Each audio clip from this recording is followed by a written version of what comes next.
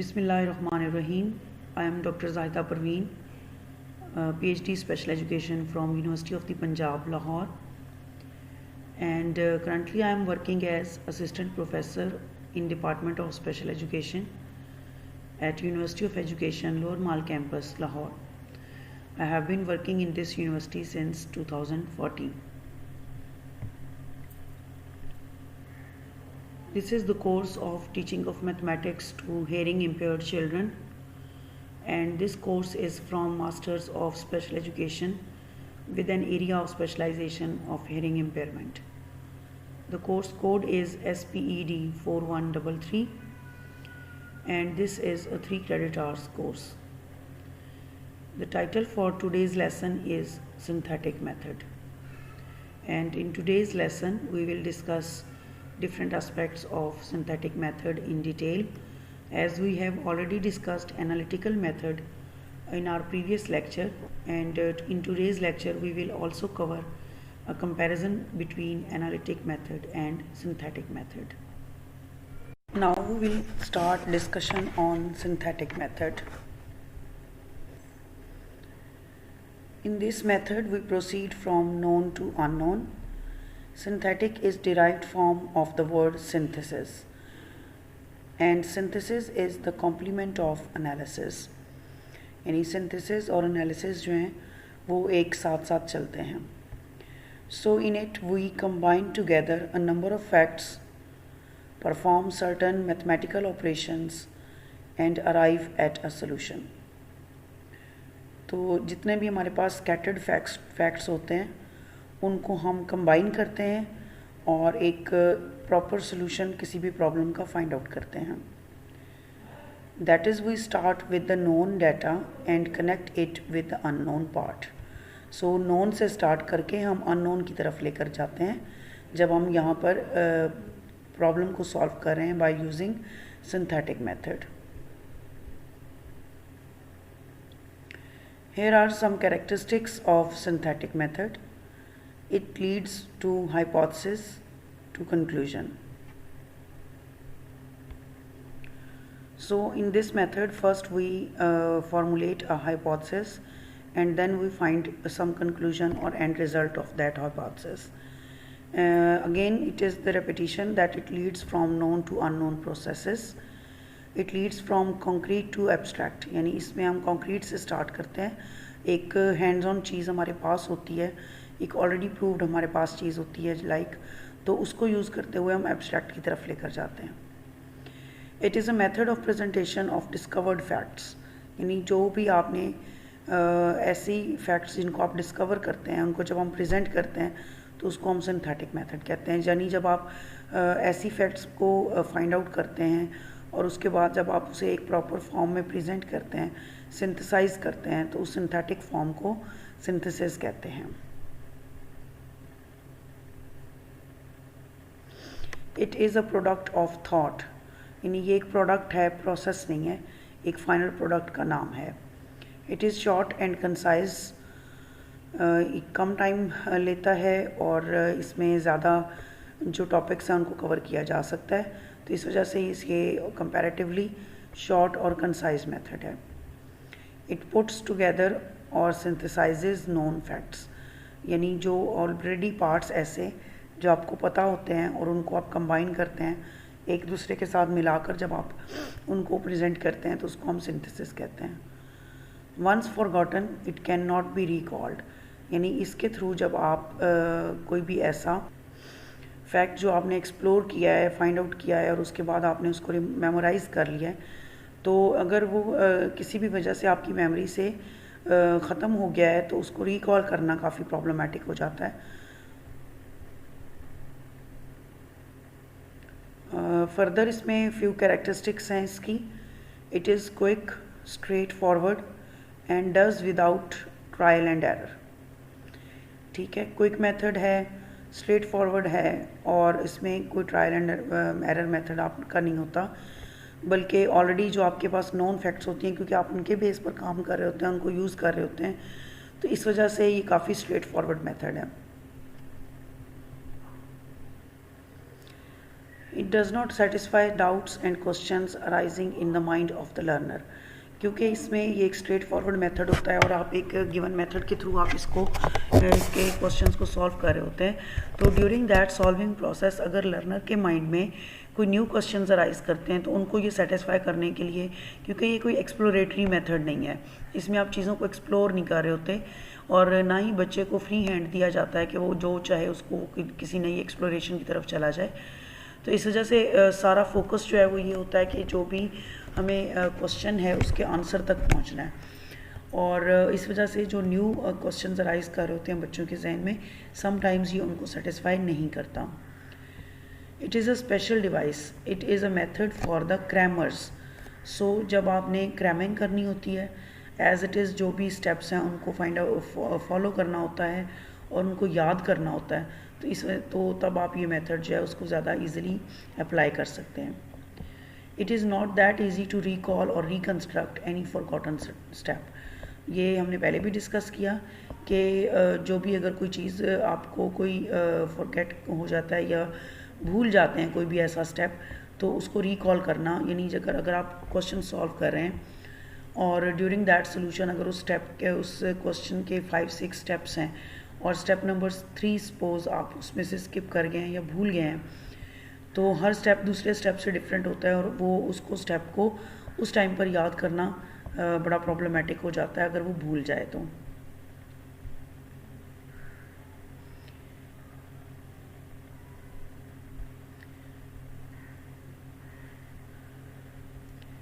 यहाँ एक एग्जांपल दी गई है, if a square plus b square is equal to 7ab, prove that 2 log parenthesis a plus b is equal to 2 log 3 plus log a plus log b।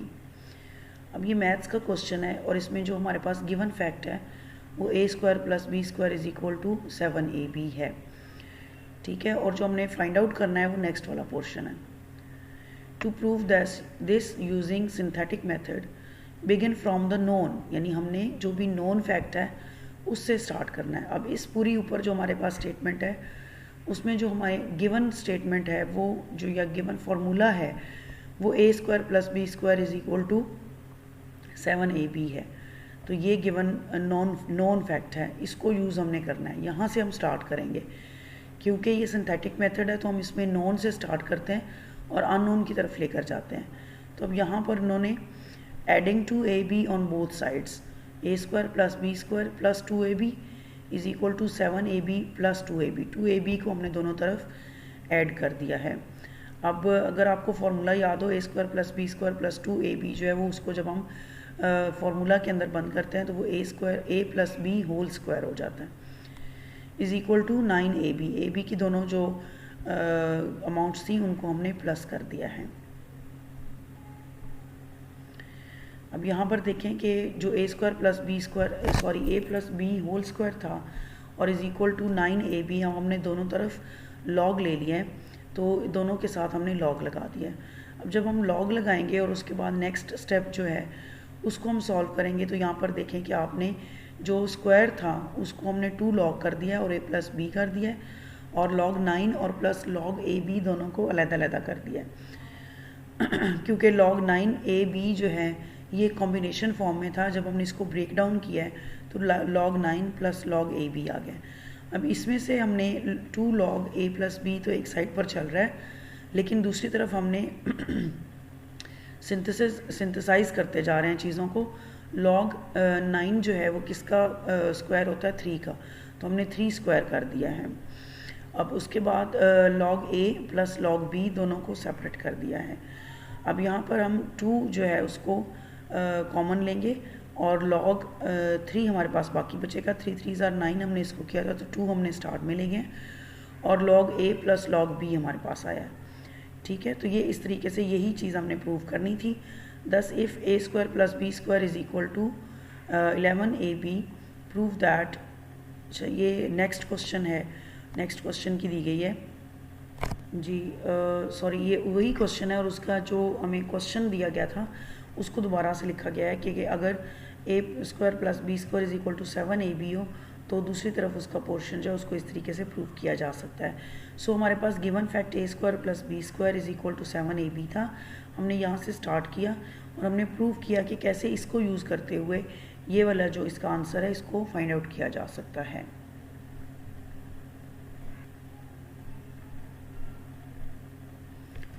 Now we will discuss few merits of synthetic method. It saves the time and labor. तो बहुत ज़्यादा काम बच्चों को नहीं करना पड़ता क्योंकि हमारे पास जिससे हम स्टार्ट करते हैं वो नॉन फैक्ट होता है और उसमें कुछ ऑल्ट्रेशंस हम करते जाते हैं और फाइनली जो है वो हमारे पास एक अननोन उसका आंसर आ जाता है। शॉर्ट एंड एलिगेंट मेथड है, बहुत ज़्यादा कंसाइज है, टाइम टेकिंग नहीं है और शॉर्ट टाइम पीरियड में इसको सॉल्व किया जा सकता है, इसको यूज़ किया जा सकता है। Neat method in which we present the facts in a systematic way, तो स्टेप बाय स्टेप जो है वो फैक्ट्स को प्रेजेंट किया जा रहा होता है। Suits majority of the students, क्योंकि इसमें ज़्यादातर बच्चों का फोकस ये होता है कि हम चीज़ों को याद कर लें और हम ताकि हम पेपर में जो है वो इसको एज इट इज़ रिप्रोड्यूस कर सकें। तो क्रैमर्स के लिए जो चूँकि बहुत अच्छा मेथड है तो इस वजह से मेजॉरिटी बच्चों को ये सूट करता है। Applied to majority of topics in teaching of mathematics, तो मैथ्स के काफ़ी सारे टॉपिक्स ऐसे होते हैं जिनको सिंथेटिक मेथड के ज़रिए से उसको कवर किया जा सकता है। Glorifies the memory of the child, तो मेमोरी जो बच्चों की होती है उनको ये बहुत ज़्यादा इन्हेंस करता है।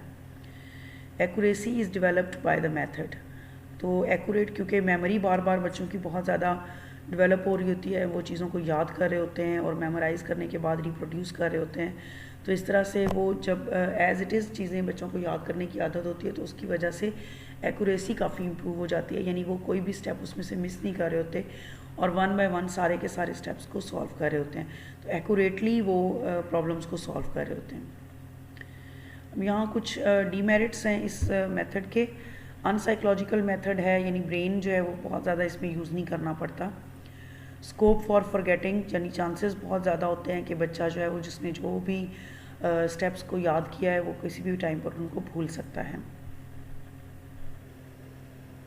इसके अलावा जो है this method makes the students passive listeners and encourages cramming, क्योंकि इसमें लिसनिंग का काम बच्चे ज़्यादा कर रहे होते हैं, टीचर्स जो हैं वो प्रॉब्लम सॉल्विंग कर रहे होते हैं और बच्चे प्रैक्टिकली खुद इन्वॉल्व नहीं होते, तो इस वजह से वो पैसिव लिसनर्स हो जाते हैं।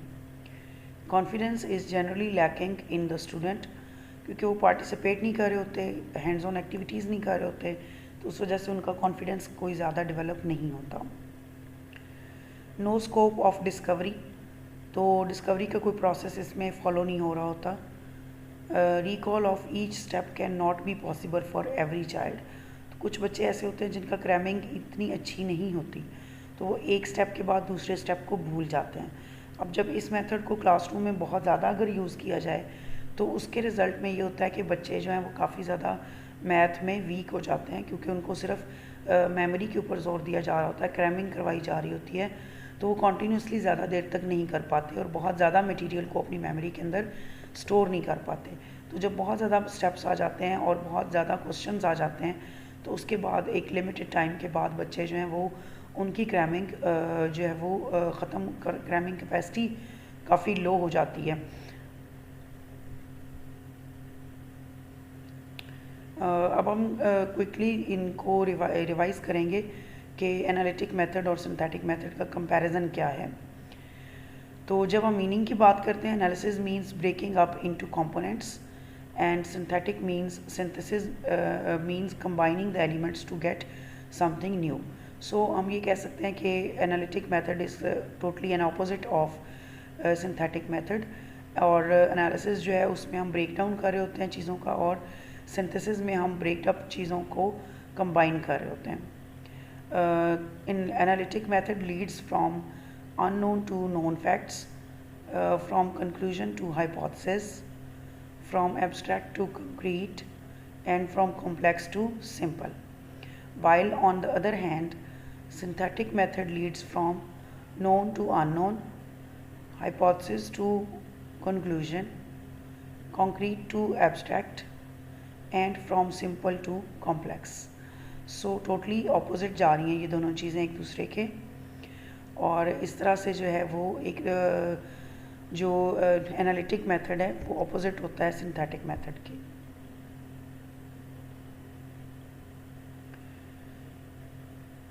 जब हम मेथड की बात करते हैं, that method applies in analytic and synthetic method, a method of discovery and thought and a psychological method. So in analytical method जो होता है उसमें काफ़ी हद तक बच्चे फैक्ट्स को एक्सप्लोर कर रहे होते हैं, डिस्कवर कर रहे होते हैं और साइकोलॉजिकली इन्वॉल्व होते हैं। While on the other hand, when we are using synthetic method in our mathematics classroom, तो उसमें ये सिर्फ एक डिस्कवर्ड फैक्ट्स को प्रेजेंट करने का तरीका है और ये एक लॉजिकल मेथड है, लेकिन साइकोलॉजिकली नहीं है, ये नॉन साइकोलॉजिकल मेथड है। When we talk about time, analytic method is quite lengthy, laborious and time consuming, while on the other hand, synthetic method is short, concise and elegant. तो इसमें quickly बच्चे काम कर रहे होते हैं क्योंकि उन्होंने सिर्फ इंस्ट्रक्शंस, गिवन इंस्ट्रक्शंस को फॉलो कर रहे होते हैं। तो टीचर ने जिस तरह से मेथड को प्रॉब्लम को सॉल्व कर दिया है, सिंथेसाइज कर दिया है, एक गाइडेंस दे दी है और उसके अकॉर्डिंग बच्चे खुद सिंथेसाइज कर रहे हैं, तो कंपैरेटिवली जल्दी काम हो रहा होता है। लेकिन एनालिटिक मेथड में चूँकि बच्चों ने डिस्कवर करना होता है तो वो एक लेंथी प्रोसेस होता है और लेबोरियस होता है।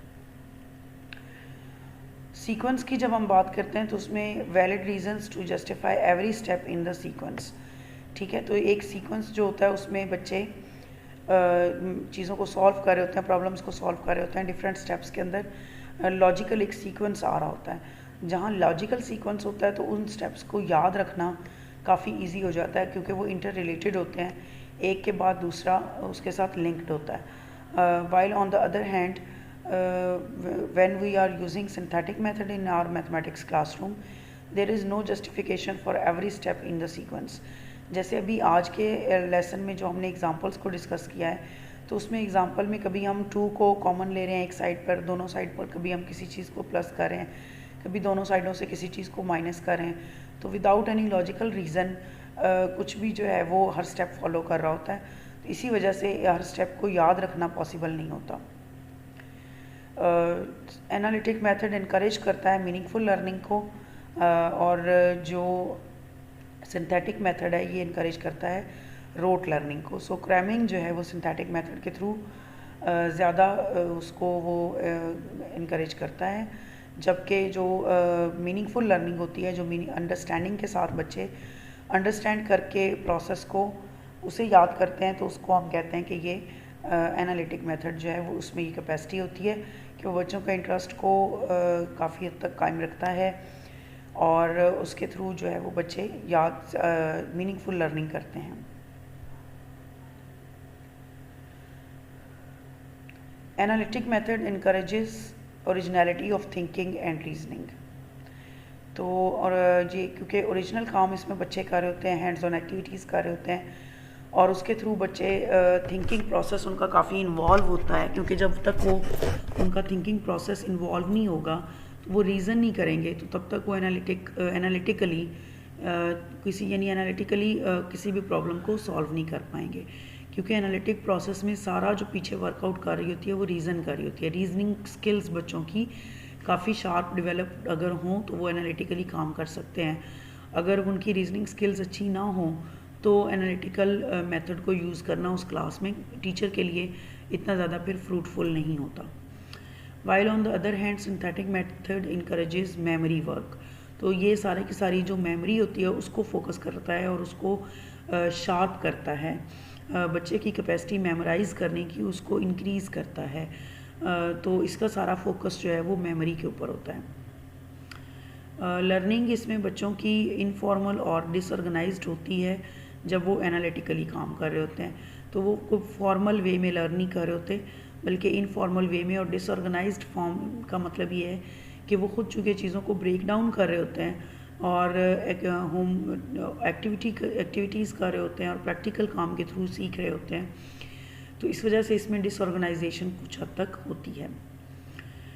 While on the other hand synthetic method जब हम यूज़ करते हैं तो लर्निंग काफ़ी फॉर्मल होती है, सिस्टमेटिक और एक प्रॉपर ऑर्डर फॉर्म में होती है। जिस तरह से चीज़ें दी हुई हैं उनको उसी फॉर्म में, उसी सिस्टमेटिक वे में उनको याद करना होता है।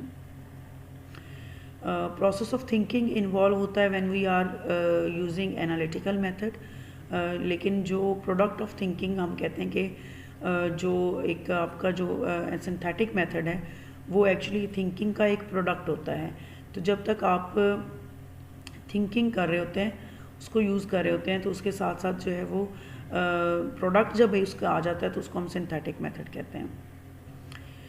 पार्टिसिपेशन बच्चों की काफ़ी एक्टिव होती है जब हम एनालिटिकल मेथड को यूज़ कर रहे होते हैं, जबकि जो बच्चों की पार्टिसिपेशन है वो, या बच्चों का जो रोल है वो सिंथेटिक मेथड को जब हम यूज़ करते हैं तो उसमें काफ़ी पैसिव रोल होता है। इसमें टीचर का रोल ज़्यादा एक्टिव होता है सिंथेटिक मेथड में, क्योंकि उसकी गाइडेंस के बाद बच्चे क्वेश्चंस को सॉल्व कर रहे होते हैं और हर स्टेप को फिर याद कर रहे होते हैं। लेकिन जो एनालिटिक मेथड होता है उसमें बच्चे एक्टिवली पार्टिसिपेट कर रहे होते हैं और एक दूसरे से सीख रहे होते हैं। So in today's lecture we have discussed synthetic method in detail, its characteristics, and then we have discussed its merits and demerits of synthetic method. And then afterwards in last 3 slides we have discussed in detail the comparison of both methods, like an analytic method and synthetic method. Thank you very much.